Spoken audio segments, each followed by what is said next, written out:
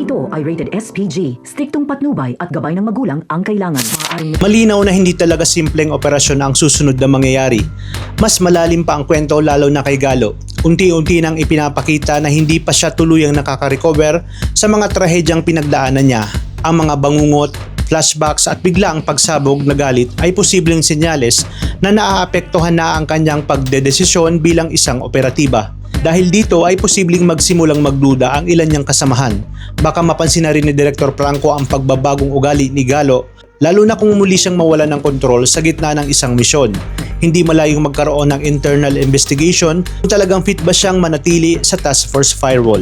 Samantala mukhang hindi pa tapos ang laban para kay Shine dahil sa sinabi ni Galo na ayaw niyang maulit ang pagkawala ng isang bata, malamang ay isinantabi niya ang sariling kaligtasan para lang mailigtas ito. Posibleng suwayin niya ang direktibang utos ng kanyang mga superior dahilan para malagay sa alanganin ang buong operasyon. Habang abala ang lahat ng rescue mission, may isa na namang mas malaking revelasyon ang posibleng sumabog.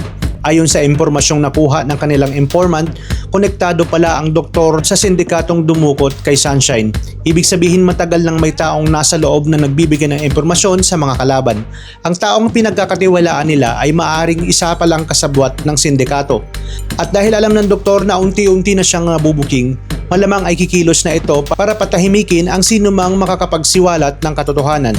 Posibleng may isang witness o asset na bigla na lamang mawawala bago pa man ito makapagsalita sa mga otoridad. Hindi rin malayong gamitin ng sindikato ang birthday celebration ni JJ bilang distraction habang abala ang lahat sa masayang okasyon. Maaring doon mismo isagawa ang panibagong pag-atake o pagdukot, isang simpleng selebrasyon ang maaring mauwi sa panibagong trahedya. At ang pinakamalaking tanong, kung totoo ngang may dinadala ng matinding trauma si Galo, kayanin pa ba niyang maging bahagi ng Task Force Firewall o mismong kahinaan niya na ang gagamitin ng sindikato upang tuluyan silang pabagsakin? Mukhang sa mga susunod na episode ay hindi lang barilan at habulan ang aabangan.